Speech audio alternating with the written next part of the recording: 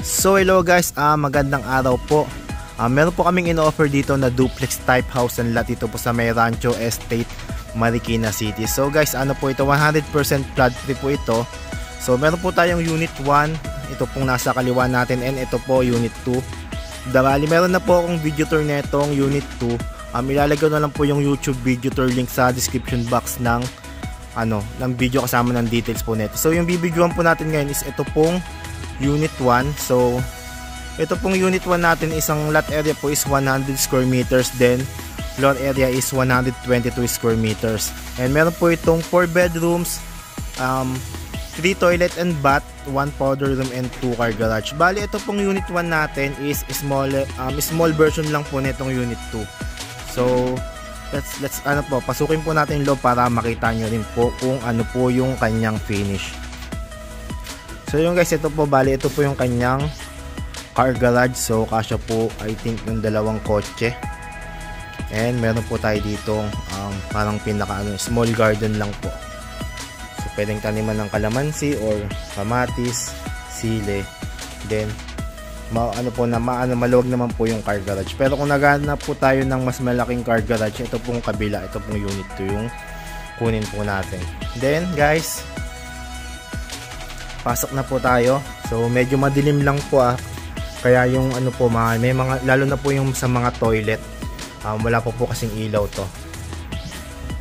Then guys, pag visit ko kasi today, may nakita akong mga gamit. Bali confirm ko na lang po kung available pa po itong unit 1, kasi may mga sofa set na po So ito po yung ating living area. So pakita ko lang po sa inyo ng mas yan po, mas wide. Yan. Then ito po yung ating dining area. So dito po banda. And ito po yung ating kitchen area. So meron po tayo ditong overhead cabinet na, and meron din po tayong cabinet po sa ilalim ng lababo. Then dito po sa ground floor, meron po tayong powder room. So ito po yung ating powder room. So guys, madilim lang po kasi wala pa po talagang ilaw. Kahit yung sa kabilang unit po, hindi po rin po nalagyan ng mga bumbilya. Then meron po tayong guest room dito, or ito po yung ating first bedroom. And ito pong ating first bedroom, meron po siyang sariling toilet and bath. So guys, pasensya na po, madumi lang talaga. Madilim lang po talaga. So may nakaabang na po tayo ng saksa provision for heater. Yan. Sorry guys, madilim lang po. Pero pag natapos po ito, then makabitan na nila ng di yata po sila nagkakabit ng mga bulb pag ganito. Then guys, ito po yung ating laundry area and service area. Meron din po tayo ng outdoor kitchen, and yung ating bubong po, ayan po. Parang paano po yan, fiberglass po yata yun, or basta ayan po yung parang transparent na bubong, para kahit umuulan hindi po tayo mababasa dito pag nasa laundry area tayo.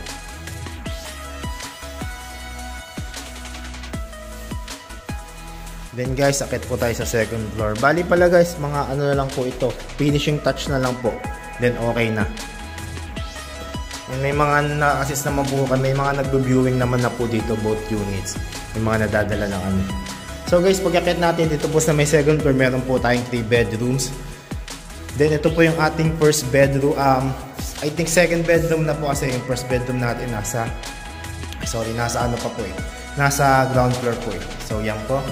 May provision na po for window type na air condition unit. And meron na rin po itong built-in cabinet. Then, ito po yung ating third bedroom. So, may provision na po ng window type, and meron na rin po tayong